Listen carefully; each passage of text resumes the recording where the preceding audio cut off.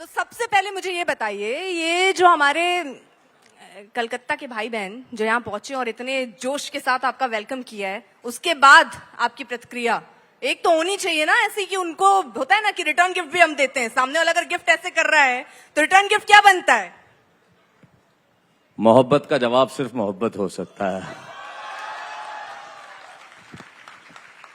तो मेरे लिए आपकी ढेर सारी मोहब्बतें, आपका ये खुलूस, आपका ये प्यार, आपका ये जोश, और मुझे देख के आपके चेहरों पे जो तबस्सुम छाया है, आपके लोगों पे आया है, इससे ज्यादा खूबसूरत और क्या हो सकता है। मैं आप लोगों की सोहबत में शायद कुछ सीख के जाऊंगा, या कुछ सिखा के। देखिए, सिखाने का तो काम मेरा है नहीं, सिखाती तो ठोकरें हैं, मैं तो सिर्फ बातचीत कर सकता हूं। तो जिंदगी में सीखता तो आदमी खुद ब खुद है, लेकिन हाँ, सीखना हर वक्त चाहिए, इसमें कोई शक नहीं। ये कैसे कर लेते हैं आप? शब्दों में ही शब्द निकालना, उसका अर्थ बदल देना, ये कला कहाँ से सीखी आपने? देखिए, मुझे नहीं लगता है कला, कुछ चीजें जो होती हैं। अच्छा, आपने तो कहा है कि आप इसके साथ पैदा हुए थे। जी, कविता का शब्द खुदा दाद सलाहियत जो होती है, ईश्वर ने दे के भेजा, मुझे तो पता ही नहीं। 10 साल की उम्र में मैं मंच पे आ गया, तो मुझ में कोई कला है, मुझ में कोई ताकत है, मुझ में कोई कुव्वत है, मुझ में कोई अलग चीज है, मुझ में कोई, आप कहते हैं अंग्रेजी में टैलेंट है। मैं ऐसा नहीं मानता, मैं एक सामान्य इंसान हूं, जैसा सोचता हूं वैसा कहता हूं, फिल्टर मुझ में है नहीं। मेरे दिल से और मेरे जुबान के रास्ते में कोई स्पीड ब्रेकर नहीं है, सीधा यहां से बात आती है और यहां से निकल जाती है। क्या बात, पहुंच रही है दिलों तक। अच्छा, आपने जिक्र कर दिया तो मुझे जरा वो वाक्या बता दीजिए आप पहले, जब आप निक्कर पहन के उधार के स्कूटर पे आप पहली बार कविता पढ़ने गए थे। वो वाक्या, मतलब पहली बार नेकर पहन के, वो भी उधार के स्कूटर पापा की, और उसके साथ नहीं, पापा की तो स्कूटर थी ही नहीं, उधार की। हाँ, स्कूटर था नहीं, माफ कीजिएगा, आपके चक्कर में मैं भी थी बोल गया। आजकल ये स्त्रीलिंग पुल्लिंग का चक्कर इतना खराब है, लोगों को मजा आती है जबकि मजा आना चाहिए, ये भाषा ठीक होनी चाहिए। स्कूटर लोग चलती है, स्कूटर चलती नहीं, स्कूटर चलता है। तो इस चक्कर में मैं भी कह गया, स्कूटर उधार का था, मेरे पापा का नहीं था। मेरे मम्मी के एक मामा जी हैं, वो मेरे पिताजी के दोस्त थे, देवेंद्र कोठारी जी, उनका स्कूटर था। सिरोही नाम की एक जगह राजस्थान में, जहां मैं पढ़ता था 7वीं क्लास में। 30 सितंबर 1981 का दिन था, और सुमेर 38 किलोमीटर दूर एक कस्बा है सुमेरपुर, वहां पे पिताजी ने स्कूटर चलाया, मैं बीच में बैठा, जिनका स्कूटर था वो पीछे बैठे, निक्कर में मैं, शर्ट पहना हुआ शैलेश लोढ़ा, बाल कवि गया। और जब वहां 15-20 हजार लोगों की भीड़ के सामने पहली बार कविता पढ़ी और तालियों की गूंज कानों में पहुंची, तो शायद मुझे लगा कि मुझे जिंदगी का रास्ता मिल गया, मैं इसी चीज के लिए बना। उससे ज्यादा खूबसूरत आवाज मैंने जिंदगी में आज तक नहीं सुनी। आपका जो प्यार, आपकी खुलूस मुझे देखने पर, आपकी तालियां, आपका शोर, जिंदगी में इससे बेहतर आवाज कोई हो नहीं सकती, और मुझे लगता है वही आवाज लेके मैं आज तक चल रहा हूं। नहीं तो एक फोबिया होती है, आप डरते हैं, आपको कैसे लगा? मतलब हर इंसान, मुझे लगता है ग्रेजुएशन तक तो सोचता ही रहता है मुझे करना क्या है। आप पहले ही आपको पता चल गया कि अब आपको ये नहीं था कि आप पैंट भी पहनते, आप निक्कर पहन के और आपको ये पता था कि आपको भविष्य में क्या करना है। नहीं, कुछ चीजें ऐसी होती है ना जो आप तय नहीं करते, कुछ नहीं, दुनिया की हर चीज में, हर आदमी में कोई ना कोई सिफत तो होती है, कोई ना कोई गुण तो होता ही है। और मुझे ये लगता है कि ऊपर वाला एक है, उसने एक स्क्रिप्ट लिखी हुई है जिसमें कॉमा फुल स्टॉप भी बदलता नहीं है।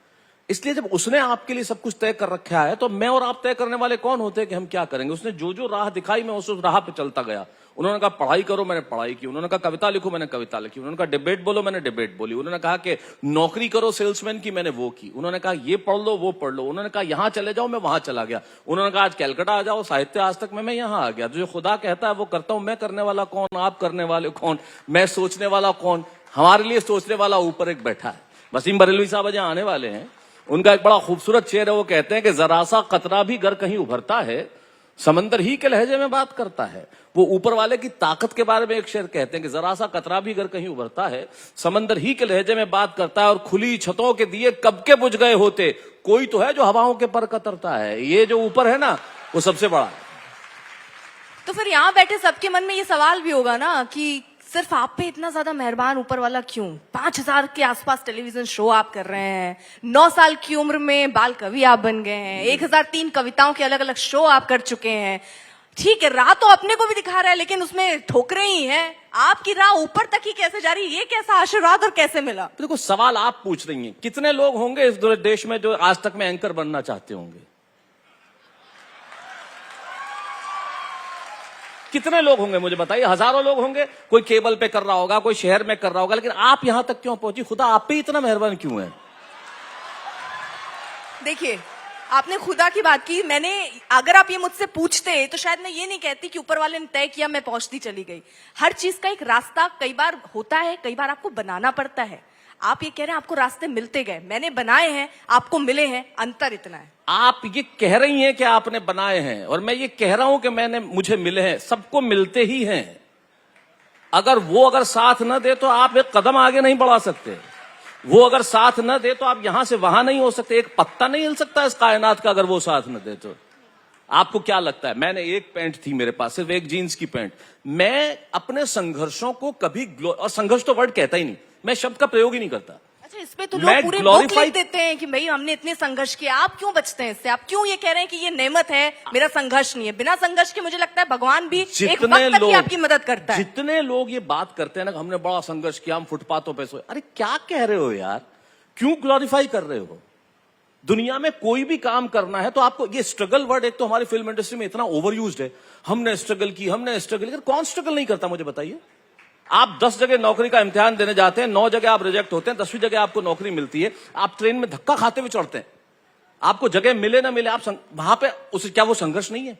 आप शाम को घर से देर से लौटते हैं, आपको गर्म खाना मिले ना मिले और आप अपना ही खाना सेक साक के किसी तरह खा रहे हैं, क्या वो संघर्ष नहीं है? मैं हिंदी मीडियम के सरकारी स्कूलों में पढ़ा, अब मैं उसे संघर्ष कह दूं? देखो, दुनिया में अगर आपको मुझे इस चश्मे को यहां से यहां रखना है तो उसे उठाना पड़ेगा, रखना पड़ेगा। ये जीवन है, इसको संघर्ष मत कहिए, इसको ग्लोरीफाई मत कीजिए। ये जीवन है, करना ही पड़ेगा। क्या मैं फुटपाथों पे सोया, मैंने 2 वक्त रोटी नहीं खाई? यार हमने 50 वक्त नहीं खाई होगी। मैं जिस घर में बड़ा पैदा हुआ, हम सब्जी लेने जाते हैं, आप यकीन नहीं करेंगे, आज तक हमारे घर में 5 लोगों के परिवार में 2 बहनें में मेरे माता पिता 250 ग्राम से ज्यादा सब्जी कभी नहीं आई। पाव भर सब्जी हम खरीद के लेके आते थे और एक ही सब्जी बनती थी, दूसरी सब्जी की विलासिता तो हमारे जीवन में थी नहीं। और वो आदत आज तक ऐसी पड़ी कि मैं खाना खाने बैठूं और सामने 3 सब्जियां हो तो मैं नहीं खा सकता, मैं एक चुन लूंगा, क्योंकि मैंने आज तक एक से ही खाया। अब आप इसे संघर्ष कहते हैं, मैं कह दूंगा ये तो जीवन है, ये तो होता ही है। एक बार मैंने कहीं कहा था कि लोकल ट्रेन की भीड़ में गिरा तो उसने हाथ पकड़कर उठाया, राशन की लाइन में खड़ा होकर भनभनाया तो उसने कंधा थपथपाया, साथ मेरे दबी सहमी कुचली सी मौन है। मैं जिंदगी से ही पूछ रहा हूं, तू मेरी कौन है? तो जिंदगी है। हमारी जिंदगी यही थी, मेरी जिंदगी 10 बाय 10 का कमरा, बीवी का गजरा, बिटिया जो छोटी, सुबह शाम रोटी। घर कब होगा? जब होगा अपना। इस देश का जो निम्न मध्यम वर्गीय है ना, वो हमेशा यही सोचता है कि मेरा घर कब होगा, किराए की छत न रहे। तो कहता है कि मेरी जिंदगी 10 बाय 10 का कमरा, बीवी का गजरा, बिटिया जो छोटी, सुबह शाम रोटी। घर कब होगा? जब होगा अपना। सेकंड हैंड स्कूटर का अटूट सपना, अमिताभ का क्रोध, मरतावा विचार बोध, बॉस की बीवी को रोज रोज सलाम, बनिए के बेटे को झुक झुक राम राम। असल में मेरी जिंदगी तो हर महीने की 1 तारीख को आती है, 10 तारीख तक खत्म हो जाती है। क्या बात! तो आप उसे जिंदगी कहते हैं, मैं तो उसे कहूंगा कि भाई जिंदगी है, आप उसे संघर्ष कहते रहिए। जो ग्लोरीफाई करते हैं ना लोग, ये आत्मकथाओं के लिए बहुत अच्छा है। तो फिर तो आपको ये भी नहीं होता होगा कि दुख हो जाए कि अरे मैं ये नहीं कर पाया, अरे ये करना था? क्योंकि यहाँ पे मुझे लगता है जो कर रहे हैं उससे ज्यादा जो नहीं कर पाए हैं उसके लिए ज्यादा रोते हैं लोग। देखिए, डिसअपॉइंटमेंट एक बहुत ही सामान्य सा इमोशन है जो आपके भीतर पैदा हो गई, लेकिन अगले ही क्षण ये भाव भी आता है कि ईश्वर ने आपके लिए तय कर रखा है। वो कहते हैं ना, क्या आपके मन का हो तो अच्छा और न हो तो और भी अच्छा। हरमन साहब बच्चन जी ऐसा कहते थे कि मन का हो तो अच्छा और न हो तो और भी अच्छा। तो उनके पुत्र महानायक बच्चन साहब ने उनसे पूछा कि भाई ये क्या बात हुई, मन का न हो तो और भी अच्छा? बोले जो आपका हो, आपके मन का हो तो अच्छा है ही, आपके मन का न हो मतलब वो ईश्वर के मन का है, इसलिए वो और भी ज्यादा अच्छा है। तो जो न है वो ठीक है, जो है वो है। चलिए, हर चीज में जो आप ये ईश्वर ले आ रहे हैं, अब उनकी कृपा के ऊपर ईश्वर ले नहीं आ रहे, ईश्वर है। ईश्वर मुझे लेके आए हैं। ईश्वर आप हम सबको लेके आए, ले नहीं आ रहे, हम ईश्वर की वजह से यहां पे बैठे हैं। तो हर चीज का क्रेडिट उनको ही जाता है। क्रेडिट उन्हें क्या, उन्हें मैं क्रेडिट देने वाला कौन? मैंने एक जगह कहा था आप ही के कार्यक्रम में पिछले दिनों कि मेरी क्या औकात, मेरा क्या नाम, करेंगे जय जय श्री राम। जो करेंगे वो श्री राम ही करेंगे ना भाई, करने वाला तो ऊपर बैठा है, जो करेंगे वो करेंगे। अच्छा, जो श्री राम की हवा चल रही है इस वक्त, श्री राम की हवा चल रही ये है। मंदिर निर्माण, हवा श्री राम की वजह से चल रही है।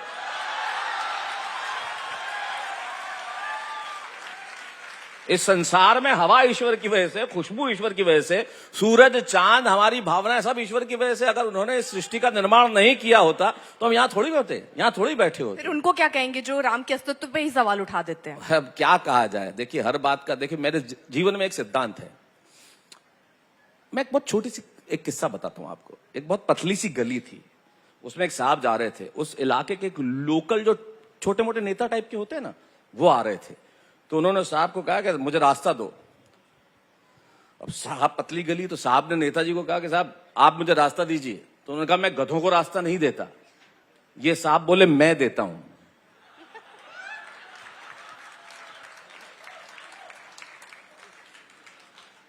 मेरी इस बात में सारे जवाब छिपे हुए हैं। ऐसे लोगों पे क्रोध नहीं आता, ऐसे लोगों पे दया आती है।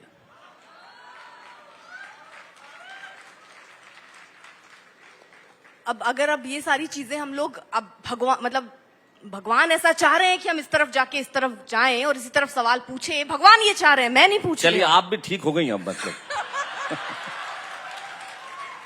तो अगर भगवान ये चाह रहे हैं जी, तो भगवान अब ये भी चाह रहे हैं कि जिस तरह की अभी देश में ये राजनीति चल रही है, इसको कहा जा रहा है कि धर्म से जोड़ दिया गया है, बेरोजगारी पर बात नहीं है, महंगाई की बात नहीं है, राम के नाम की चर्चा सिर्फ इसलिए क्योंकि आगे चुनाव है। तो क्या भगवान का इस्तेमाल चुनाव के लिए हो रहा है? देखिए, जो हारा हुआ खिलाड़ी होता है ना, वो पहले से ही तय कर लेता है कि मुझे किस चीज पे दोष मढ़ना है।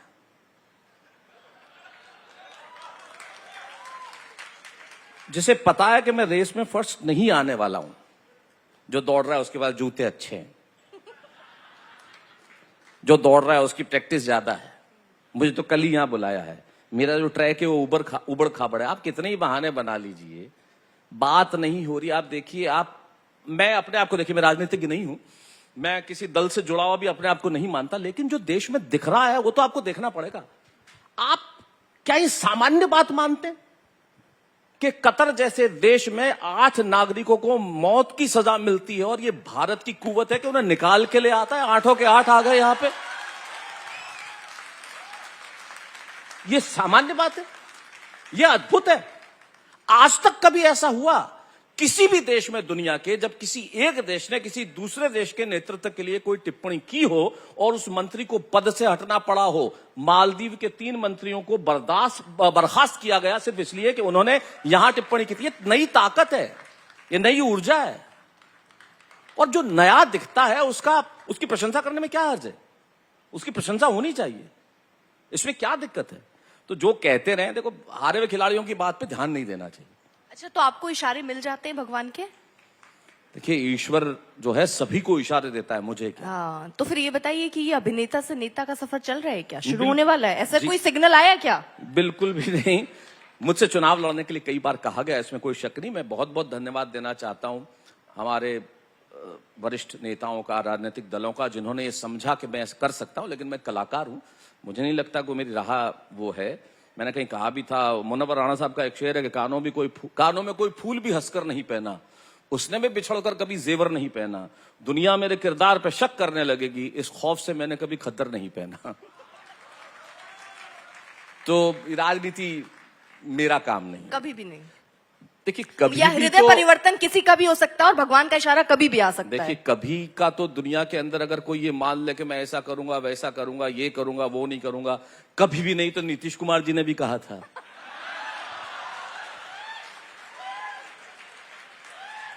तो दुनिया में कभी भी नहीं कहने वाला तो कोई इंसान होता ही नहीं। लेकिन जहां तक मेरा बस है, ये मेरी राह नहीं है। तो आपने अपनी राह कहाँ के लिए तय की? मेरी नहीं, राह आपने नहीं तय की है, भगवान ने आपके लिए आगे क्या तय किया है? कुछ सिग्नल? भगवान अगर पहले से ही बता देता कि उन्होंने क्या तय किया है, तो फिर इंसान भागता दौड़ता ही नहीं। तो मतलब आप सिर्फ इंतजार करते हैं, जहां जो राह ले जा रही है सिर्फ वो जो राह पे ले जाता है उस राह पे चल पड़ता हूँ। अर्पिता, बहुत बहुत सामान्य थ्योरी है, इसके अंदर कहीं कोई वो ऐसी बात नहीं है कि कुछ विशेष हो, बहुत सामान्य है, बस चलता है। अच्छा, जितनी अभी आपने बातें कही, आपकी बातों में बहुत व्यंग होता है, बहुत हास्य होता है, और ये तो आपने हास्य करने के लिए मैं नहीं करता, है तो बाय प्रोडक्ट है, हंसी आ गई लोगों को। हाँ मतलब मैंने कहा नहीं कि आप, और देखिए तंज और हास्य तो हमारे खानदान में है, तो चलता ही रहता अच्छा हाँ, मैं एक ये जान क्योंकि ये है सावधानी हटी तो दुर्घटना घटनी तय है। जी। मुझे आप ये बताइए, हास्य भूमिकाएं निभाते समय कौन सी ऐसी सावधानियां हैं जो बरतनी चाहिए, नहीं तो दुर्घटना घटने की संभावना बढ़ जाती है? है। सबसे पहले तो जब भी कोई अभिनेता है, क्योंकि अभी आपने जो भी बातें कही हैं हो सकता है वो बहुत ट्रेंड भी करें। सबसे बड़ी चीज तो ये, अच्छा आप चाह रही हैं कोई ट्रेंड मैं हो? चाह नहीं रही हूँ, आपने कहा जो हारने वाला है वो जूतों पे कंप्लेन करता है, अब ये सारी चीजें उठ के ट्रेंड हो सकती नहीं नहीं, मेरे कहने का मतलब है कि जो दौड़ में नहीं, हार वो- गया वो वो 50 चीजों पे मतलब- कंप्लेन करता है, 50 चीजों पे कंप्लेन करता है, तो क्या लेना देना है।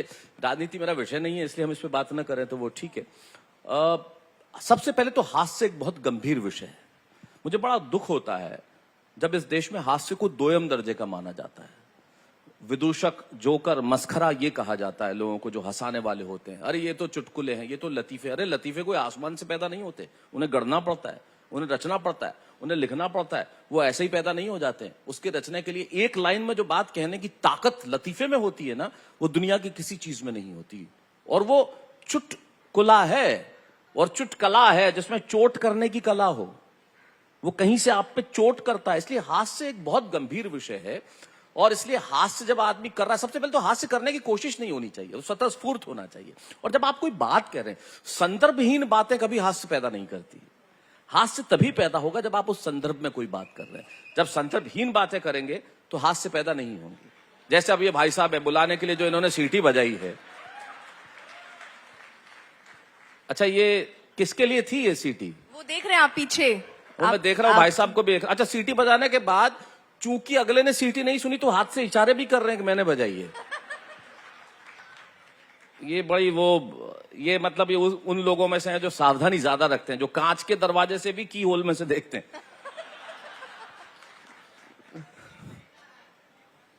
ये लेकिन बहुत कम लोग हैं, या तो वो व्यंग ही करते हैं या तो वो हास्य ही उनके अंदर होती है। ऐसे दुर्लभ ये दो चीजें एक साथ मिल पाना, ये बहुत मुश्किल से मुझे लगता है कि इसमें जो व्यंग कर रहा है वो व्यंग ही कर रहा है, जो हास्य कवि है वो हास्य ही कर रहा है। आपके अंदर ये सारा तालमेल कैसे? देखिए मैं समझता हूं कुछ चीज वही बात है। देखो, सेंस ऑफ ह्यूमर एक ऐसी चीज है जो आप पैदा नहीं कर सकते, वो अपने आप होता है। और सेंस ऑफ ह्यूमर का मतलब किसी पर हंसना नहीं होता।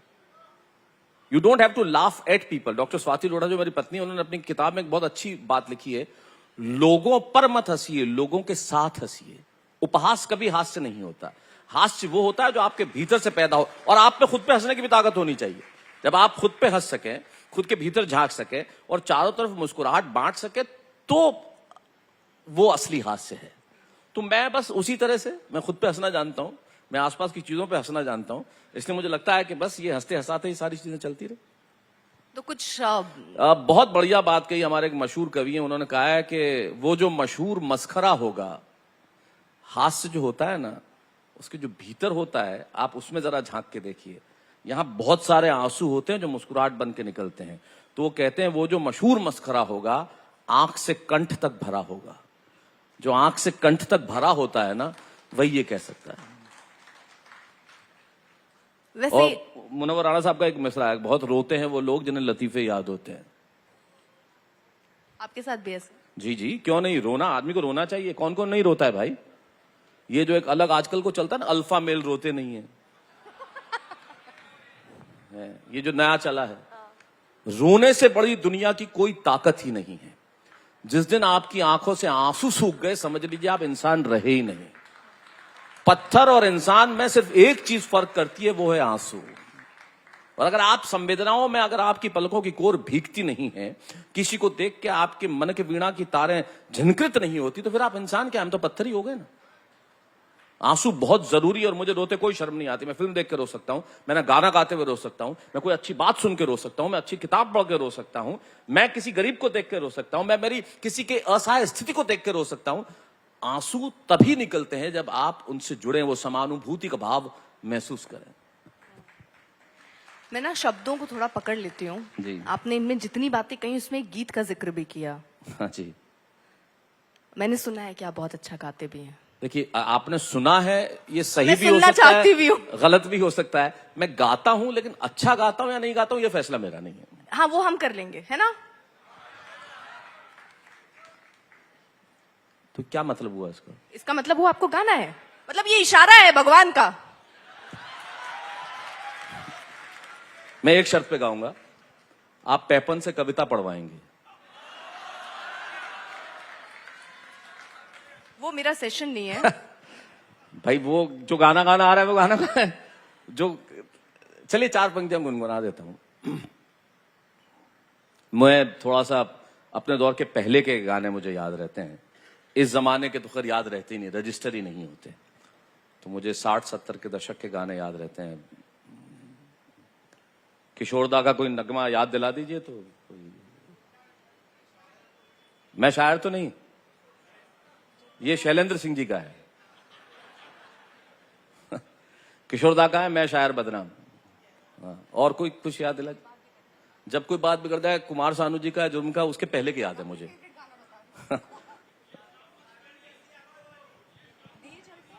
अच्छा, दिए जलते हैं। हाँ, ये मेरी पसंद की 2 लाइनें हैं इसमें। जब जिस वक्त किसी का यार जुदा होता है, कुछ ना पूछो यारों दिल का हाल बुरा होता है। जब जिस वक्त किसी का यार जुदा होता है, कुछ ना पूछो यारों दिल का हाल बुरा होता है। दिल पे यादों के जैसे तीर चलते हैं, आहा दिए जलते हैं, फूल खिलते हैं, बड़ी मुश्किल से मगर दुनिया में दोस्त मिलते हैं। इस गाने में एक बहुत बड़ी सीख है जो उन्होंने दी है, जो हम सबको सीखनी चाहिए। वो कहते हैं कि दौलत और जवानी एक दिन खो जाती है, सच कहता हूँ सारी दुनिया दुश्मन हो जाती है। दौलत और जवानी एक दिन खो जाती है, सच कहता हूँ सारी दुनिया दुश्मन हो जाती है।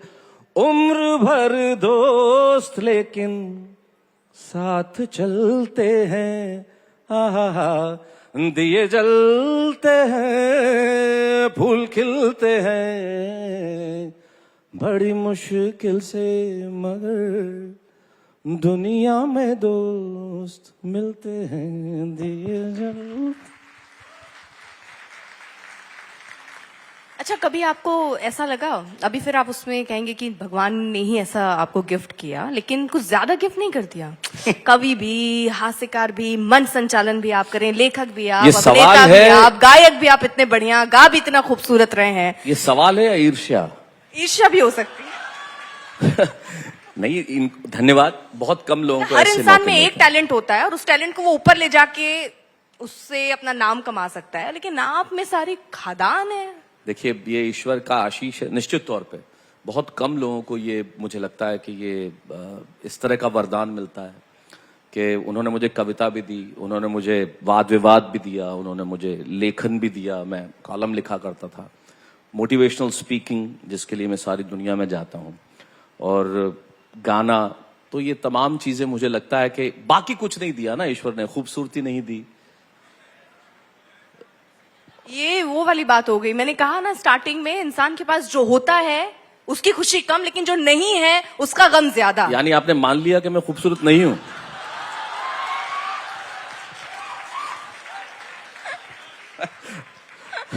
बस मैं तो देख भर रहा था अर्पिता। क्या क्या कहती हैं। नहीं, ईश्वर ने बहुत कुछ दिया और मुझे मेरी औकात से, मुझे मेरी प्रतिभा से, मुझे मेरी कुव्वत से बहुत ज्यादा दिया, इसमें कोई शक नहीं है। मैं हमेशा सुबह उठ के पूजा करता हूँ माँ सरस्वती की और बाला सती माता, जिनका मैं भक्त हूँ। दुनिया में साल में कुछ ऐसे दिन होते हैं, मैं दुनिया में कहीं भी हूँ, राजस्थान में वो 2 जगह मैं दर्शन करने पहुंचता ही हूँ, और तो हम ईश्वर को क्या दे सकते हैं हमारी आस्था और भक्ति के सिवा। तो बस वो है। अच्छा, मुझे अब याद आता है, वो आपको भी अचानक से याद आई जाएगी, मैं एक लाइन बोलूंगी, उसके आगे आप बोल ही देंगे। 21वीं सदी का बस इतना सा प्रभाव है। हाँ, मैंने एक पंक्ति लिखी थी, 21वीं सदी का बस इतना सा प्रभाव है, पहले अभावों में खुशियां थी, अब खुशियों का अभाव है। अरे सच्चाई है, पहले कुछ नहीं था लेकिन सब कुछ था, आज सब कुछ है लेकिन कुछ नहीं है। अगर ऐसे ही सब सोच रख रहे हैं, आप ये कह रहे हैं आप मोटिवेट भी करते हैं, जी। तो ऐसी सोच अगर है जो वाकई ऐसा है, बहुत कुछ होने पर भी इंसान खुश नहीं है, कैसे करिएगा उनको देखिए, मोटिवेट? कोई खुशी के तरीके ढूंढ लिए हैं हमने, खुशी के तरीके बदल दिए हैं। आप देखिए, आप लोगों को खुशी मिलती है आईफोन, क्या है वो 15, क्या है वो प्रो मैक्स, मेरे पास तो है भी नहीं, तो मैं जानता भी नहीं वो क्या होता है। हमें खुशी मिलती है जब हम नया फोन खरीद लें, हमें खुशी मिलती है जब हमारे फॉलोअर्स बढ़ जाए, हमें खुशी मिलती है जब हमारी रील्स मिलियंस में पहुंच जाए, हमें खुशी मिलती है जब कोई मुस्कुरा भर दे हमारे सामने, लड़की अगर लड़का है तो, और लड़का है तो लड़की। हमें खुशी मिलती है जब हम कार खरीद लें, हमें खुशी मिलती है कि हम शार्क टैंक देखते हुए सोचे हाँ मैं पिच कर रहा हूं और इन्होंने है 10 करोड़ का जो है मेरे साथ इक्विटी मेरे से ले ली है और मैं जल्दी से एक यूनिकॉर्न बनने वाला हूं। जब खुशी का दायरा जो है वो सिर्फ सफलता का दायरा सिर्फ पैसा रह जाए, सफलता का दायरा जब सिर्फ सुविधाएं रह जाएं, तो खुशी नहीं मिलेगी। खुशी सुविधाओं से और इन गैजेट से नहीं मिलती है। खुशी एक भाव है जो यहां से पैदा होता है और उस खुशी को दुनिया में कभी कोई चैलेंज नहीं कर सकता। मैं कहता हूं लोगों से, आप सपना ये क्यों देखते हो कि आप 2 लाख रुपए का या 1.5 लाख रुपए का फोन खरीदोगे तो आप खुश होगे? सपना ये, भाई मैं ये 5,000 का फोन इस्तेमाल करूं या 1.5 लाख का फोन इस्तेमाल करूं, अगर आपसे बात करनी है तो आप ही से बात होगी ना। अगर मैं 1.5 लाख का फोन लूंगा तो जो बाइडेन से तो बात नहीं हो जाएगी, बात तो जिससे होनी है उससे ही होगी। तो सपना ये मत देखो कि फोन क्या लो, सपना ये देखो कि बात किससे हो, तो मजा है, वरना क्या मजा है इन चीजों का। अच्छा चलिए, आप आजकल क्या सपना देख रहे हैं? मैं तो सपना, मैंने कहा ना, सपना इसलिए अब नहीं उसमें- देखता। अब वो कहीं वो भी भगवान ही आपको सपना भी भगवान बताते होंगे तभी आप देखते हैं। देखिए, सपना बात कुछ तो आप अपने से भी करेंगे। हाँ हाँ, बात कर रहा हूं आपसे, वो भी वो कह रहे हैं कि बात करो तो कर रहा हूं, कह रहा हूं। मतलब देखिए, सपना जो है वो आपके हाथ में तो है ही नहीं ना, आपके कंट्रोल में ही नहीं है, वो तो एक सबकॉन्शियस माइंड की स्टेट है। अक्सर कहा जाता है कि जो नींद है वो अर्ध मृत्यु है और मृत्यु है वो संपूर्ण नींद है। जब आप नींद में होते हो तो अर्ध मृत्यु है, आप होशो हवास में नहीं हो। उस वक्त आप थोड़ी तय करते हो कि मुझे ये देखना है, मुझे ये नहीं देखना है। वो तो एक, इसका एक वैज्ञानिक प्रक्रिया होगी, जो भी है सबकॉन्शियस माइंड में रहता है, घुमड़ घुमड़ के वो आता है, वो देखते हैं। आप वो कह रही हैं कि नींद में लिए जाते हैं सपने, वो क्या देख रहे हैं, और खुली आंखों से मैं क्या सपना देख रहा हूं? खुली आंखों से मैं कोई सपना इसलिए नहीं देखता कि मैंने अपने लिए, जैसा मैंने शुरू में भी कहा अर्पिता, मैं अपने लिए कोई प्लानिंग नहीं करता कि मैं ऐसा करूंगा, मैं वैसा करूंगा, मैं वैसा करूंगा। मैं यही कहता हूं हमेशा, वो जैसा कराएगा मैं वैसा करूंगा, बस।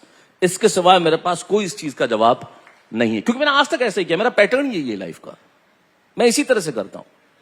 जिंदगी इसी तरह से चली और ईश्वर करे कि इसी तरह से चले भी। अब कोई कविता हो जाए आपकी। अरे आप थक गई हैं अभी आपने जिस ये जो मुकालमा, इस डायलॉग ऐसे, आप कोई कविता हो जाए आपकी, ये ऐसा था ये जैसे जो आदमी, आपने ये कि थ्रू आउट जब से हमने शुरू किया और अभी तक आपने ईश्वर तक इतना कि मैं बहुत आध्यात्म में चली गई हूँ, तो मैं चाहती हूँ कि थोड़ा सा हम और वापस नहीं, आएं। आध्यात्म नहीं है, सत्य है ये। देखिए सब ये तो आनंद भी तो उठा रहे हैं, वो है ना। नहीं, मैं कोई preacher तो हूं नहीं। 5-6 सवाल पूछे, उन सारे में इन्होंने सीधा कनेक्शन भगवान से जोड़ दिया। अरे यानी आपसे मैं ये पूछ रही हूँ आपने क्या खाया, भगवान ने ये इशारा किया कि सुबह 2 रोटी अर्पिता, और सब्जी मैं खाऊंगा। अर्पिता, तो ये हर कुछ, यानी मैं कुछ भी पूछूं आप उसको भगवान से जोड़ रहे हो, उनसे पार तो कोई पा नहीं सकता भगवान से। देखिए, इसलिए मैं कविताओं में आई बहुत कि सामान्य शायद है। आप प्रेम रस में भी डूबे, वीर रस में भी डूबे, कोई और रस भी हम यहाँ एक्सप्लोर कर पाए। वो कर ही रहे हैं, बीच बीच में बात तो निकल रही है। मैं कोई प्रीच नहीं कर रहा, मैं कोई भाषण नहीं दे रहा, मैं कोई संत नहीं हूं, ना कोई साधु हूं, मैं तो एक बात भर कर रहा हूं और वो बात बहुत सामान्य है। मैंने थोड़ी तय किया था कि मैं इस धरती पे आऊंगा। अगर कोई चीज मैंने तय की होती तो सब कुछ मैं तय कर लेता।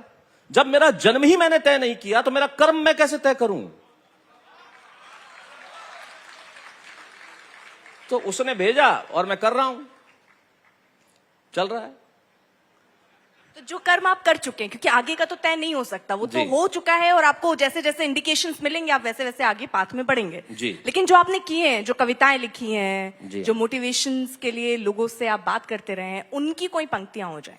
क्या मतलब आप मैं चाहते हैं? अगर ये मेरी जो आपकी वो कल भी भूखा सोया था फुटपाथ में, ये तो 31 दिसंबर की रात की एक कविता है जो हाँ, अचानक में, अगर वो मुझे आपको- याद नहीं है, वो 4 पंक्तियां हैं। हाँ, तो फिर इसीलिए मैंने कहा जो आपको याद हो।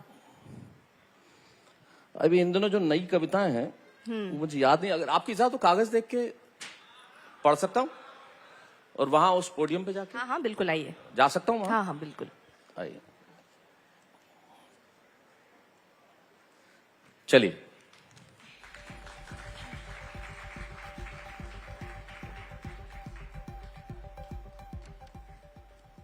इसे रख लूं या इस पे, किस पे, इस पे बोलूं? हाँ उस पे बोलिए, ये दीजिए मुझे माइक में उतर। शुक्रिया अर्पिता।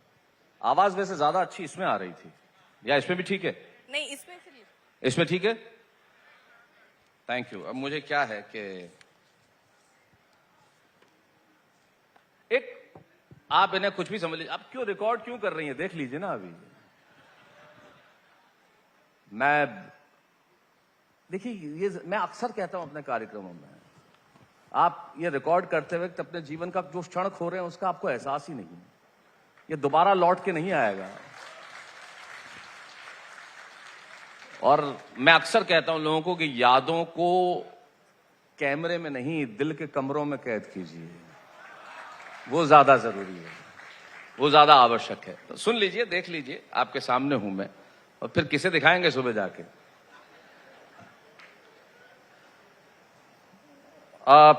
एक कविता, मुझे इतने सारे लोग दिख रहे हैं तो मैं सुना दूं, बिल्कुल ताजा कविता, मैंने कहीं नहीं पढ़ी, सुना देता हूं।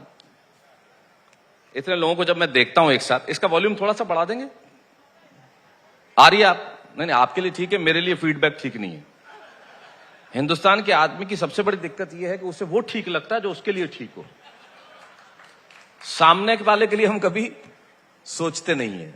सामने वाले के लिए सोचना बड़ा जरूरी है। तभी जवाब भी ऐसे मिलते हैं। मैंने एक बार आवाज लगाई मेरे घर में, मेरी पत्नी को भी चाय गरम दो, इरिटेट हो गई। मैंने कहा और गरम दो, बोले मुंह में छान दूं। तो सामने वाले की दिक्कत भी सोच लीजिए कभी। चलिए, इतने हंसते खिलखिलाते चेहरे हैं, तो मैंने एक बहुत छोटी कविता लिखी जिसका शीर्षक है चेहरे। मैं सुनाता हूं अर्पिता, आप भी सुने, पहली बार पढ़ रहा हूं आपके बीच में। और कोलकाता मेरा बहुत प्रिय शहर है। एक जमाना था, बहुत सालों से तो मेरा थोड़ा सा अपनी व्यस्तताएं अपनी जगह है, लेकिन एक जमाना था जब होली का त्योहार और मैं कोलकाता नहीं हूं ऐसा संभव ही नहीं था। मैं हर होली पे यहां लगभग होता ही था। कोलकाता, न्यूयॉर्क, ये 2 जगह थी जहां शोज करने आता था, और बहुत खूबसूरत यादें इस शहर की मेरे साथ है। और बहुत सारी नई कविताएं पहली बार मैंने यहां सुनाई है। तो आज साहित्य आज तक में ये चेहरे एक कविता पढ़ता हूं। हम बहुत सारे लोग हमें मिलते हैं, सुनिए, कि कुछ चेहरे होते हैं किताब की तरह, कुछ चेहरे होते हैं किताब की तरह जिन्हें पढ़ लेते हैं हम, कुछ माटी की तरह जिन्हें मनचाहा गढ़ लेते हैं हम, कुछ चेहरे होते हैं किताब की तरह जिन्हें पढ़ लेते हैं हम चेहरों को देख के लोग कहते हैं ना, तब मैंने कविता लिखी। कुछ चेहरे होते हैं किताब की तरह जिन्हें पढ़ लेते हैं हम, कुछ होते हैं माटी की तरह जिन्हें मनचाहा गढ़ लेते हैं हम, कुछ बिल्कुल गहरे समंदर की तरह, कुछ खामोश नब की तरह, कुछ जाते हैं भीड़ में तो लगने लगते हैं सब की तरह, कुछ खामोश नब की तरह, कुछ जाते हैं भीड़ में तो लगने लगते हैं सब की तरह, कुछ बोलते हैं तब भी लब नहीं खोलते हैं, कुछ बोलते हैं तब भी लब नहीं खोलते हैं, कुछ चुप रहते हैं फिर भी कितना बोलते हैं, कुछ चुप रहते हैं फिर भी कितना बोलते हैं। गुस्सा हो, शक हो, मजबूरी हो, कुर्बत हो या किसी से दूरी हो, ईर्ष्या हो, परेशानी हो, काबिलियत हो या नादानी हो, उदासी हो, शरारत हो, बेअदबी हो या नफरत हो, कभी अकीदत तो कभी गुमान दिखता है, लालच कभी तो कभी आसमान दिखता है। सोचता था कि चेहरों पे जहान दिखता है, पर जिसे खुदा ने बनाया वो इतना बदल गया कि जज्बात जार जार रोए भी तो कुछ चेहरे पिघलते नहीं है। हमें लगता था कि चेहरों पे जहान दिखता है, लेकिन जिसे खुदा ने बनाया वो इतना बदल गया कि जज्बात अगर जार जार रोए भी तो कुछ चेहरे पिघलते नहीं है। धड़कनें तोड़ दें दीवारें चाहत की, पर ये आसानी से फिसलते नहीं है। बदन चलता है साथ हम सफर के, पर ये साथ चलते नहीं है। बदन चलता है साथ हम सफर के, पर ये साथ चलते नहीं है। गमजदा हो भीतर से, पर ये मानिंदे पहाड़ खड़े रहते हैं। गलत चाहे जितने हो पर मील के पत्थर से अड़े रहते हैं। दर्द पी जाए यूं कि चुभन नहीं दिखती, हो जाए कुछ भी मगर चेहरे पे शिकन नहीं दिखती। लफ्ज लफ्ज झूठ हो पर शर्माए नहीं, बदमिजाजी पर अपने लजाए नहीं। खत बता रहे हो अंदर तक पर ये उबलते नहीं है। मन कुलांचे भर रहा हो हिरन सा पर जुम्बिश न हो, जरा सा भी हिलते नहीं है। खामोशी की जरूरत हो तब ये लब सिलते नहीं है। लतीफों का शौक हो पर ये खिलते नहीं है। करोड़ों लोग हैं दुनिया में पर असली चेहरे मिलते नहीं है, पर असली चेहरे मिलते नहीं। जी वापस वहां अब जब आप वहां पहुंचे, वो जुल्फ की तारीफ में सारी रात गीत गा। अरे नहीं, वो कविता नहीं है, वो तो एक ऐसे ही एक होना चाहिए ना आपकी आवाज में। जी ऐसे ही मतलब ये जो आपने ऐसे ही किया, ऐसे ही और सुनाइए। ये जो बॉडी लैंग्वेज है बड़ी कमाल की है। ऐसे देखिए निश्चित तौर पे, और सुनाता हूं। और कुछ पूछ लीजिए, और इनसे कुछ, इन्हें कुछ पूछना हो तो इन्हें पूछने ले दीजिए। उन्होंने तो कहा ऐसा। माँ वाली कविता यार बस सुना चुका है इतनी बार, वो कितनी बार सुनेंगे मेरे भाई। आपको शायद सुना के उतना अच्छा ना लगता हो, लेकिन इन्हें सुन के नहीं, ऐसा बहुत नहीं, अच्छा। मुझे सुनाना अच्छा नहीं लगता। मुझे लगता है कि आप सुन चुके हैं शायद, लेकिन हाँ मन नहीं भर रहा है, भर रहा है मन।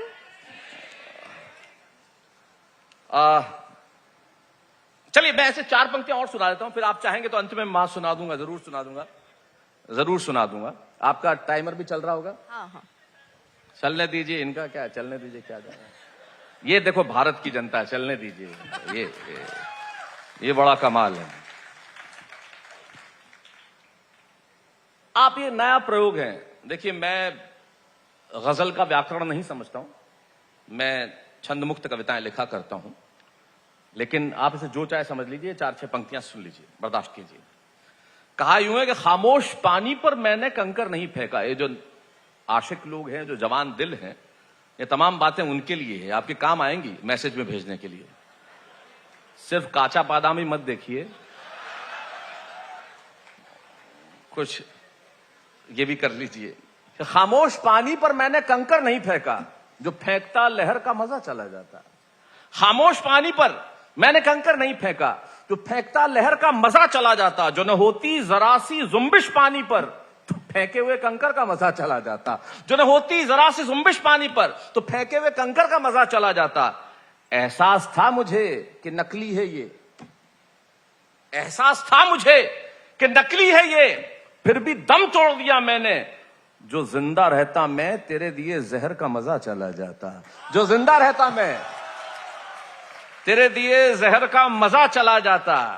मंजिलें आई मेरी निगाह में पर कदम रुके ही नहीं। मंजिलें आई मेरी निगाह में पर कदम रुके ही नहीं। जो ठहर जाता मैं तो सफर का मजा चला जाता। जो ठहर जाता मैं तो इस सफर का मजा चला जाता। और ये आप सुनिए, हसद ईर्ष्या को कहते हैं, एक लफ्ज आएगा हसद। वो कहते हैं कि इसमें आगे मैंने कहा है कि तुझे रोकने की वजह मेरी हसद नहीं उससे, तुझे रोकने की वजह मेरी हसद नहीं उससे। जो चला जाता तो, जो तुझे रोकने की वजह मेरी हसद नहीं उससे। जो चला जाता तू उधर, इधर का मजा चला जाता। जो चला जाता तू उधर, इधर का मजा चला जाता। मुझे क्या खबर नहीं है कि कितना नापसंद हूं मैं, मुझे क्या खबर नहीं है कि कितना नापसंद हूं मैं, फिर भी रुका रहा यहीं। चला जाता तो तुम्हारे शहर का मजा चला जाता।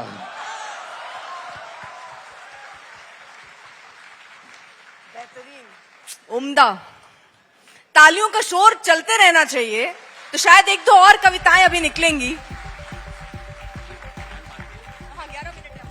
अच्छा, और कुछ सवाल हो तो आप कर लीजिए। बड़े दिनों बाद आया हूं मैं कोलकाता। हाँ, कैसा लग रहा है आपको? अच्छा, ऑडियंस कैसी है हमारी? ऑडियंस तो बहुत ही कमाल की है, इसमें कोई शक ही नहीं। कोलकाता हमेशा ही साहित्य, संस्कृति, संगीत, बहुत यहाँ पे लोग चाहने वाले, सुनने वाले हैं। और मेरी जिंदगी के बहुत बेहतरीन, बहुत खूबसूरत कार्यक्रम साइंस सिटी में और बिरला मातोश्री में और संस्कृति सागर के इस ऑडिटोरियम में मैंने सैकड़ों कार्यक्रम इस शहर में किए हैं। तो मुझे मालूम है क्या कोलकाता एकमात्र ऐसा शहर है जहां सुबह 6:30 बजे कवि सम्मेलन,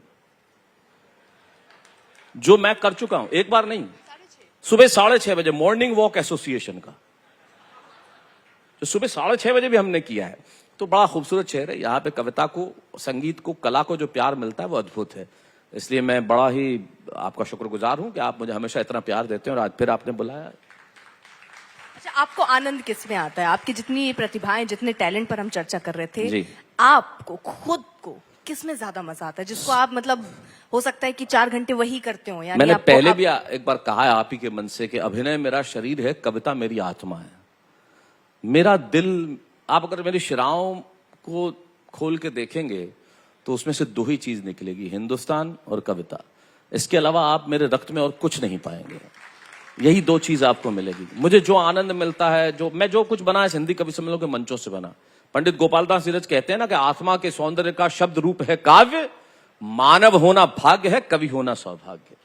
तो उस सौभाग्य को लेकर हम पैदा हुए हैं, इससे बड़ी बात क्या होगी? तो मेरी आत्मा जो यही रचती बसती। मैं टेलीविजन कितना भी कर लूं, मैं कितने टेलीविजन शो क्यों ना कर लूं, लेकिन जहां कविता की बात आती है मेरा मन वहीं जाके खड़ा होता है। आपने डिबेट्स भी किए हैं जी। कभी आपको लगा कि जिस टैलेंट का जिक्र आपने थोड़ी देर पहले मेरे लिए किया था, इधर भी संभाला जाए एरिया, ये एरिया छूट गया है? एंकरिंग पैसे कम है। नहीं, माफी चाहता हूं। देखिए, मैं थोड़ा सा इनडिसिप्लिन्ड आदमी हूं, इतना अनुशासन मुझे नहीं। और आपकी जो जॉब है वो बहुत अनुशासन मांगती है कि जितने बजे जो होना है वो होना ही है। मैं शायद इतना अनुशासित व्यक्ति नहीं हूं, इसलिए मुझे लगता है कि अगर हाँ कोई रिकॉर्डेड और बाद में प्रसारित होना हो तो बात अलग है, वरना मैं इतना अनुशासित नहीं हूं। थोड़ा आलसी भी हूं। आपकी जॉब जो है, आपका जो कर्म है, वो आलस्य त्यागता है, वो बहुत कर्मशील है, वो बहुत कर्मठ है जो भी व्यक्ति ये करता है, और बहुत अनुशासन प्रिय व्यक्ति होना चाहिए। वो सब ठीक है, पैसे कम है। नहीं, वो मजाक की बात है। मैंने जिंदगी में देखिए पैसा कभी, पैसा जिंदगी का बाय प्रोडक्ट है। और हमेशा मेरी एक फिलॉसफी है, आप अपने बैंक में चाहे जितना रख लीजिए, आप अपने लॉकर में चाहे जितना रख लीजिए, आपका पैसा वही है जो आपने अपने हाथ से खर्च किया है, वरना आपका पैसा आपका है ही नहीं। वो पता नहीं किसका है। आपके जेब में पड़ा हुआ पैसा भी आपका नहीं है। और हम तो मारवाड़ी लोग हैं, हमें तो बचाना आता है। हम जानते हैं हमारे कोई किस्सा ऐसा बताइए जिसमें आपके दोस्त कह रहे हो कि तुम तो बचाओगे, या कुछ ऐसा हुआ हो। नहीं, दोस्त क्या, सब जानते हैं ना। देखिए, पैसे इसमें कंजूसी की बात नहीं, बचाने की बात है। आपको पता होना चाहिए ना कहां बचे। हमारा एक दोस्त है, उसकी फैक्ट्री में सब बिल्कुल टाइम से आते थे, एकदम। मैंने कहा कमाल है, सबके सब टाइम पे आते हैं, तुमने क्या किया क्या है? बोले मेरे 30 एम्प्लॉयज हैं, मैंने 29 पार्किंग बनाई है और 29 पार्किंग फ्री रखी है, और 30वीं पे 500 रुपया है। तो सुबह हर आदमी जल्दी में रहता है कि जल्दी से जल्दी पहुंच जाए। ये तरीका होता है, ये तरीका आना चाहिए व्यक्ति को, है ना। जैसे हमारे यहां तो लोग कैसे होते हैं, जैसे कोई बाबा था, किसी मांग रहा था, किसी लड़के को बोला हाँ 10 रुपए दे दे, मैं तेरे लिए दुआ करूंगा। उससे 10 रुपए दे दिए। बोल बच्चा क्या मांगता है? बोले वापस दे दे। तो आपको बचाना आना चाहिए जीवन में, वो बहुत ज्यादा जरूरी है। इसलिए हालांकि मैं बचाता नहीं हूं, कहने की बात अलग है, मैं थोड़ा सा फिजूल खर्च आदमी हूं। मैं भावनाओं में भी बड़ा फिजूल खर्च करता हूं और धन में भी बड़ा फिजूल खर्च करता हूं। अच्छा, आप बदले, मतलब अगर आपके पूरे सफर को देखें, आपको लगता है इस पॉइंट पे आकर कि आपने अपने आप को, हर इंसान वक्त वक्त पर अपने आप को कुछ बदलता है जी, हालातों के हिसाब से, जी, परिस्थितियों के हिसाब से। आपने कभी अपने आप को बदला? निश्चित तौर पे मैं बहुत बदला हूं, क्योंकि मैं बहुत छोटे गांव में पला बड़ा हूं। ऑन अ सीरियस नोट, इतने छोटे छोटे गांव में पला बड़ा, जहां बहुत एक कंजर्वेटिव सोसाइटी, इसलिए हमारे वहां खुलापन नहीं था। न तो समाज में खुलापन था, न दिमाग में खुलापन था, न विचारों में खुलापन था। इसलिए बहुत नेगेटिव एक जो होता है ना सोच, वो था एक बड़ा नकारात्मक सोच लेके हम चले। लेकिन जब बड़ा हुआ, चीजें देखी, तो मैंने अपने आप को बदला। मुझे लगा कि नहीं, सोचने का ये तरीका ठीक नहीं है, सोचने का ये तरीका होना चाहिए। और अगर आदमी इवॉल्व नहीं होता है, व्यक्ति अगर बदलता नहीं है, तो फिर वो जड़ हो जाएगा, और जड़ तो पत्थर होते हैं, हम तो चैतन्य हैं। तो जो भी चैतन्य है उसे बदलना बहुत जरूरी है। अगर आप बदलेंगे नहीं वक्त के साथ, तो वक्त फिर वहीं रुक जाएगा, ठहर जाएगा। और जहां ठहरा हुआ पानी होता है, सारी काई वहीं आके लगती है। आपने बहते हुए झरनों में कभी कोई काई या गंदगी नहीं देखी होगी। आपको बहना चाहिए, ठहरना नहीं चाहिए। इसलिए बदला, मैं बहुत बदला, मेरे विचार बदले। मैं बहुत इम्पेशेंट व्यक्ति हूँ, बहुत अधीर आदमी हूँ, लेकिन मुझे लगता है मैंने थोड़ा बहुत धैर्य भी सीखा, बहुत ज्यादा तो नहीं, लेकिन थोड़ा बहुत मैंने धैर्य भी सीखा। मैं बहुत ब्लंट आदमी हूँ, लेकिन कभी कभी चुप रहना भी सीखा। तो कुछ चीजें जिंदगी में जरूर सीखी हैं, और निश्चित तौर पे बदलाव ही जिंदगी है। Only constant thing in this world is change, nothing else. अच्छा, ये नकारात्मकता की जो बात कर रहे हैं आप, यहाँ बहुत नकारात्मकता हो गई है। हर इंसान हर चीज का नेगेटिव पहलू पहले देख लेता है, सकारात्मक बाद में, या हो सकता है उस पर सोचे ही ना, उसको कोई दूसरा बंदा आपको याद दिलाए कि नहीं नहीं इसका सकारात्मक भी है। तो वैसे लोगों के लिए आप क्या कहेंगे? बदलाव देखिए हर इंसान अपनी लाइफ में चाहता है, लेकिन आसान नहीं है वो इतना। देखिए क्या होता है ना, हर व्यक्ति ये कहता है कि मैं पहले, आई फर्स्ट। ये आई का भाव जब तक वी में नहीं बदलेगा ना, जब तक ये मैं हम नहीं होगा, ये भाव हमेशा रहेगा। और आदमी इस प्रतिस्पर्धा की दौड़ में ऐसा है कि वो चाहता है कि मैं उससे बेहतर साबित हूं, और जब उसे लगता है कि मैं अपने गुणों से, अपने कर्मों से बेहतर साबित नहीं हो सकता, तो वो उसे कम दिखाने की, नीचा दिखाने की कोशिश करता है। आप किसी के अवगुण कब दर्शाते हैं? जब आप ये जताने की कोशिश करते हैं कि नहीं ये आदमी मुझसे कम है। जब ये प्रतिस्पर्धा समाप्त हो जाएगी, जब ये तुलना समाप्त हो जाएगी, एक दूसरे से आगे बढ़ने की होड़ समाप्त हो जाएगी, जब ये समाप्त हो जाएगा कि मुझे इससे आगे निकलना है, तब ये शायद चीजें न रहे। ये ईर्ष्या, ये हसद, ये घृणा, ये द्वेष, ये अलगाव, ये तभी खत्म होगा जब आप ये खत्म कर दें कि मुझे भाई मेरा कंपटीशन नहीं है किसी और से, मुझे किसी से तुलना नहीं करनी है जीवन में। मेरी तुलना मुझसे है, भाई मैं कल क्या था, मैं आज क्या हूं, और मुझे कल क्या होना है। मैं अक्सर कहता हूं, आप लोग जो अपने बच्चों की तुलना करते हैं, वो देख, वो किसी का भी नाम ले लेंगे आपके, वो पड़ोस में देख शर्मा जी का बेटा कितना पढ़ता है, तू उसकी तरह क्यों नहीं पढ़ता, शर्मा जी के बच्चे की तरह क्यों नहीं बनता। अब किसी दिन बच्चे ने उलट के आपको कह दिया आप शर्मा जी की तरह क्यों नहीं बनते, तब आप उनकी तरह क्यों नहीं बनते। मेरे कहने का मतलब यह कि यह खत्म हो जाए। दूसरों के अवगुण आदमी तभी दिखाता है जब उसके पास अपना कुछ दिखाने के लिए नहीं होता। वो सामने वाले को नीचे करके स्वयं को ऊपर करने की कोशिश करता है। बस यही एक प्रक्रिया है। प्रक्रिया की जो बात आप कर रहे हैं, तो मैं आपको बधाई भी दे दूं, वाह वाह क्या बात है, 400 एपिसोड उसके हो गए हैं, तालियां होनी चाहिए। वाह भाई वाह जी, वाह भाई वाह, वाह वाह क्या बात है। तो 2012-13 में आया था। वाह भाई वाह जी, 401 एपिसोड। 401 जी। तो ये शुभ नंबर 401 से कितना आगे और जाएगा, जितना भगवान तय करेंगे। एक सीजन हमने खत्म किया है 401 पे, दूसरा सीजन जब भी ईश्वर ने चाहा हम लेके आएंगे। तो उसमें जो आपकी सोच है, बहुत सारे लोग, आपने हमेशा से, अभी की बात नहीं, आप हमेशा से लोगों को आगे बढ़ाते रहे, नए कवियों को ढूंढ ढूंढ के आपने वो मंच दिया कि वो आज बहुत ऊंचाइयों पर हैं जी। लेकिन हर कोई उस ऊंचाई से उतना पीछे मुड़कर देखता नहीं है जितना आप देख ले जाते। ये तो संसार की फितरत है अर्पिता। लेकिन आपका काम कर्म करना है, आपका काम लोगों के लिए राह बनाना है। अब उस राह पे चलते हुए लोग कितने लोगों को याद रखेंगे ये अलग चीज है। लेकिन मैंने जो कुछ किया, मैंने सिर्फ इस भाव के साथ किया कि मैं जीवन में जो कुछ बना वो हिंदी कविता की वजह से बना। हिंदी कविता ने मुझे इतना कुछ दिया, मैं उसे वापस क्या लौटा सकता हूं। तो सिर्फ इस वजह से मैंने 700-800 नए कवि टेलीविजन पे इस शो के माध्यम से लाए, छोटे छोटे गांवों से ला। और मुझे बड़ी खुशी है कि आज वो सब अपने अपने क्षेत्र के छोटे बड़े स्टार हैं, काम कर रहे हैं। इससे बेहतर क्या हो सकता है।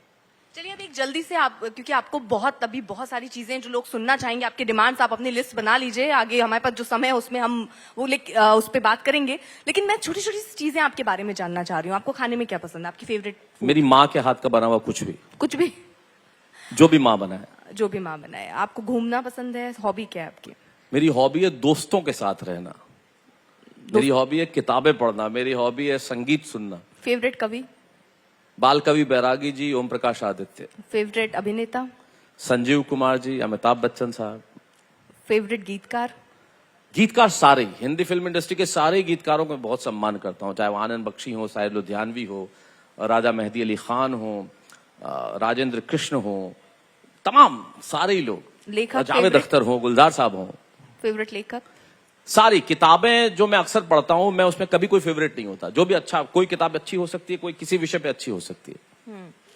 एक्ट्रेस? नूतन जी, जया भादुड़ी जी। और आज के दौर में? आज के दौर में आलिया बहुत अच्छी अभिनेत्री हैं, बहुत बढ़िया काम वो करती हैं। रणबीर कपूर बहुत कमाल के अभिनेता हैं और वो बड़ा कमाल का काम करते हैं। रणबीर सिंह भी। विकी कौशल मुझे बड़े पसंद है, वो बड़ा मेहनत करते हैं। मिठाई? कोई भी। और खास तौर पे अगर कैलकाटा में आया तो रसगुल्ला, गुड़ का सौंदोस और रसगुल्ला तो बड़ी कमाल की चीज। मिष्टी दोई। राजनेता? मुझे क्या, जो सारी दुनिया को पसंद है। विश्व के सबसे लोकप्रिय नेता आज के अगर दौर में कहें तो श्री नरेंद्र मोदी, वरना अटल बिहारी वाजपेयी जी मुझे बहुत पसंद है। किसको आप सुनना पसंद करते हैं राजनेता के तौर पे? उन्हीं को? अटल जी को सुनना मुझे बड़ा अच्छा लगता था, सुषमा स्वराज जी को सुनना मुझे बड़ा अच्छा लगता था, और मोदी जी इन दिनों बोलते हैं तो बड़ा अच्छा लगता है। ये जिस तरीके का दौर अभी सरकार जो चल रही है, आपको लगता है कि इसमें अच्छाई क्या है, बुराइयां क्या है, क्या वो आइडेंटिफाई कर सकते? मेरी क्या औकात है कि मैं सरकार की अच्छाई बुराई तय करूं? वोट तो करते हैं आप, आम नागरिक हैं, मतदान करते हैं, तो अब हम बता सबसे बड़ी अच्छाई तो ये है इस सरकार की, जो मुझे लगता है जितनी दृढ़ता से ये सरकार काम करती है, मैंने इससे पहले कोई सरकार ऐसी नहीं देखी जो इतनी दृढ़ता से काम करती हो। इनकी निर्णय क्षमता अद्भुत है, अद्भुत निर्णय क्षमता है। 370 हटाएंगे, 370 हटाई, और निश्चित तौर पे हटाई, और कोई बवाल नहीं हुआ। आज वहां पत्थरबाजी बंद हो गई, और इतनी दृढ़ता से काम करने वाले लोग, आप देखिए क्या सड़कों का जाल बिछ गया है देश में। मुझे याद है, मैं सिरोही से उदयपुर एक जमाने में आया करता था, 123 किलोमीटर के 6 घंटे लगते थे, आज मैं 1.25 घंटे में पहुंचता हूं। दृढ़ता से काम करते हैं। अंतर्राष्ट्रीय स्तर पे जो बातचीत होती है हमारी, आज भारत की छवि देखिए। आज आप यूक्रेन में जिस वक्त ये सब परेशानी चल रही थी और सारे स्टूडेंट्स निकल रहे थे, इससे बड़ी भारत की कूटनीतिक और राजनीतिक ताकत क्या होगी कि पाकिस्तान के स्टूडेंट्स को निकलने के लिए तिरंगा हाथ में लेकर निकलना पड़ा वहां से। इससे बड़ी बात क्या होगी?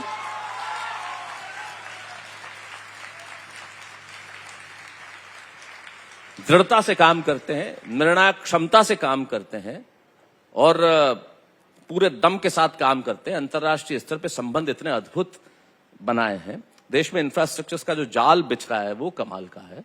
तो मुझे लगता है कि बड़े कमाल का काम हो रहा है, इसमें कोई शक नहीं। सारे प्लस पॉइंट, हाँ, जो प्लस पॉइंट नजर आ रहे हैं मुझे बिल्कुल है, मैं कहूंगा इसमें क्या दिक्कत है। ठीक सर, अब हमारे पास समय हमें इतनी की इजाजत दे रहा है, लेकिन मैं चाहती हूँ, इंतजार कर रहे हैं बहुत सारे वो लोग जो ये कुछ लिखावा मिस है, यू, यही बैठे हैं ये लिखावा मुझे नजर नहीं आ रहा मित्र। अच्छा, मिस यू तारक मेहता। अच्छा, आपने पेंटिंग भी बनाई थी, आप बार बार वो भी दिखा रहे थे ना, बहुत बड़े फैन लग रहे हैं वो आपके। आइए यहाँ आइए, क्या है, ले आइए आइए, वो पेंटिंग भी आप ही दिखा रहे थे। हाँ लीजिए, आइए आइए आइए, प्लीज आइए। अच्छा, ये उस पे ही आपने बनाया अभी? आइए, अभी बैठे बैठे बनाया यहाँ? नहीं नहीं, वो थैंक यू वाला नोट आपके लिए अभी लिखा है। अरे वाह,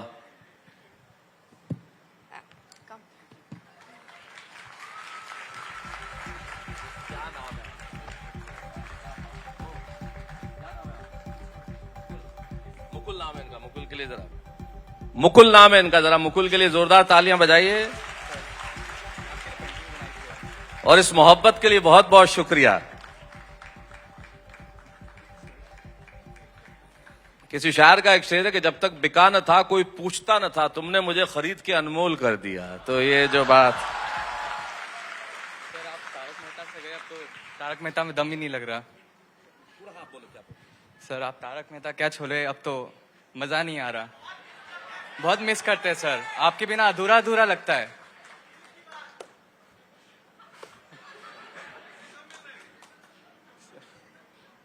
कुछ सवालों के जवाब सिर्फ खामोशी होते हैं।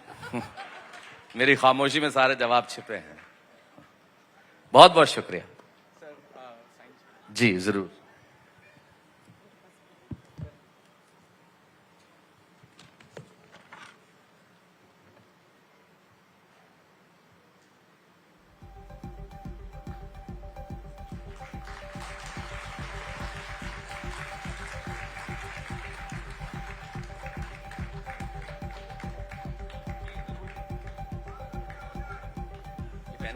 आपका? अरे वाह, ये पेन आपका? Thank you. सेल्फी लेनी है? हाँ निकालिए। नहीं, मोबाइल नहीं है। हाँ मिल गया। इतने जेब वाली पैंट अगर रखोगे, शुक्र। अरे अरे अरे, अच्छा आइए। आपका क्या नाम है? विक्रांत सिंह। हाँ, इसीलिए आए हो।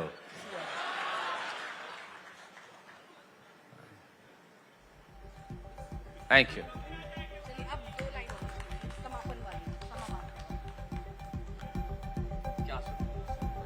जो आपके बहुत दिल के करीब हो, और आपके सुनाने के बाद हमारे दिल के बहुत करीब हो जाए। है जी, अरे यार देखिए, इससे ज्यादा मोहब्बतें क्या होगी मुझे बताइए। किसी कवि के लिए दुनिया में इससे बड़ा प्यार नहीं हो सकता कि हर कविता के लिए आवाज लग रही है। इससे बड़ी बात क्या होगी। आप यकीन मानिए, आप लोगों ने मुझे खरीद लिया, इसमें कोई शक नहीं है। नेहा शर्मा देख रही हो आप? तो ये तो तमाम बहुत लंबी लंबी कविताएं हैं, टाइम ऑलरेडी अप हो गया है। मैं बिटिया वाली कविता मेरे दिल के बहुत करीब है, लेकिन लंबी कविता मैं फिर कभी सुनाऊंगा, आऊंगा तब। मैं आ रहा हूं होली के अवसर पे, एक आध दिन आ रहा हूं मैं कैलकाटा, तब मैं जरूर सुनाऊंगा वो कविताएं। और मां कविता के पहले का एक अंश सुना देता हूं, छोटा सा, जो मैंने 12 साल 13 साल की उम्र में लिखा था। उसके पहले 2 पंक्तियां कि देखिए, मैं अक्सर कहता हूं कि मां पे कविताएं लिखने वाला कौन। मैंने मां पे कोई कविता नहीं लिखी, लेकिन जब समझ नहीं थी कि मां पे कविताएं नहीं लिखी जा सकती, तब जो 4 पंक्तियां लिखी थी वो सुना देता हूं। 13 वर्ष की उम्र में लिखा था। उसके पहले आज क्या लिखा, उसकी 2 लाइनें सुना देता हूं। एक लड़का था, वो भगवान के मंदिर में जाता और जाके बहुत कुछ मांगता, और उसे जब नहीं मिलता तो रोता। एक दिन बहुत दुखी गया और ईश्वर की मूर्ति के आगे चिल्ला के कहने लगा कि तू क्यों नहीं सुनता मेरी, क्या दमदार मेरी दुआ नहीं है क्या। भगवान प्रकट हुए और कहने लगे, तू मांगने यहां क्यों चला आया, तेरे घर में मां नहीं है क्या। और 13 बरस की उम्र के शैलेश लोढ़ा ने लिखा था कि हम एक शब्द हैं तो वह पूरी भाषा है। ये कविता फिर मैंने खुद ही खारिज कर दी कि मैं मां को परिभाषा नहीं दे सकता, लेकिन तब मैंने लिखा था कि हम एक शब्द हैं तो वह पूरी भाषा है, हम कुंठित हैं तो वह एक अभिलाषा है, बस यही मां की परिभाषा है।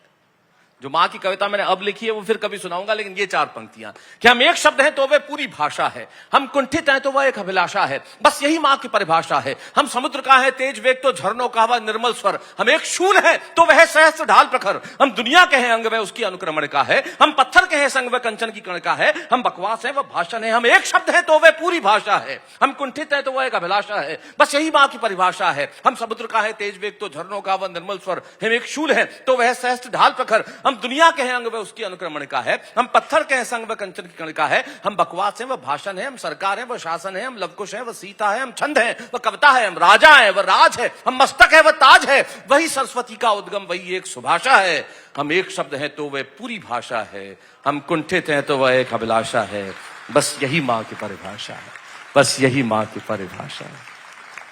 बहुत बहुत शुक्रिया। बहुत बहुत शुक्रिया आपका भी मंच पर आने के लिए, साहित्य आज तक का हिस्सा बनने के लिए और इतनी खूबसूरत बातें हमसे करने के लिए। और भगवान का ये इशारा हमें बहुत पसंद आया। बहुत बहुत शुक्रिया आपका भी। Thank you so much to all.